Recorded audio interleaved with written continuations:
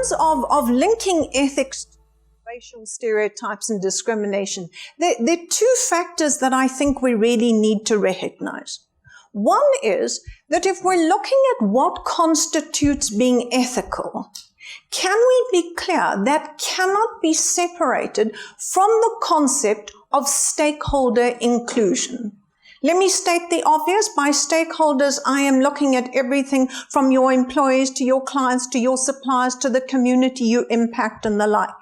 So stakeholder inclusion means that we take the interests and the concerns of our stakeholders into account.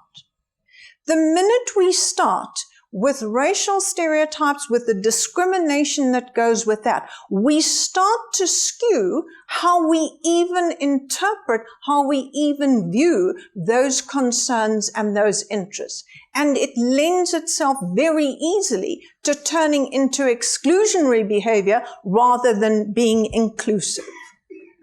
The second point that I think is really important in terms of looking at ethics in this regard, it comes down to what I call the knowing-doing gap. And a favorite comment I always say is, if you understand nothing else about ethics, this is really important. That ethics essentially amounts to a knowing-doing gap. And what I mean by that is that in the vast majority of cases, people already know what's right or wrong. My 5-year-old grandchildren know what's right or wrong.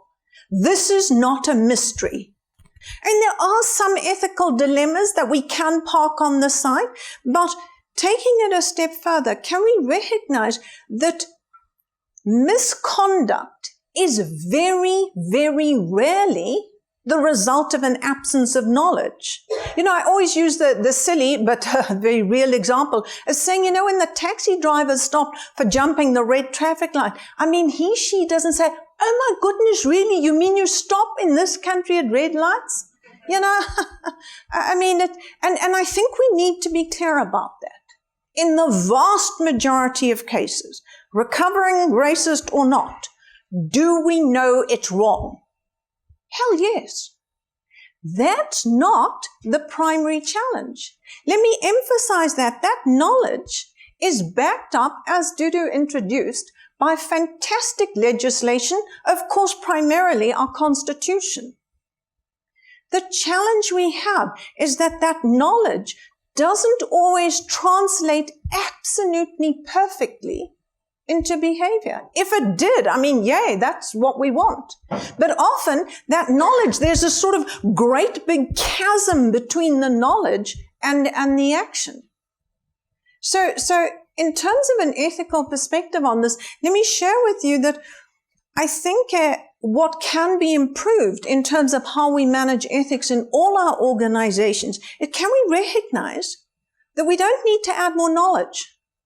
What we need to focus on is that space between knowledge and action, in that space of choosing, of trying to get our people to make better choices. That's really the space we need to be working on. And I'm sure you can work out, it's self-evident how that applies to stereotypes and discrimination.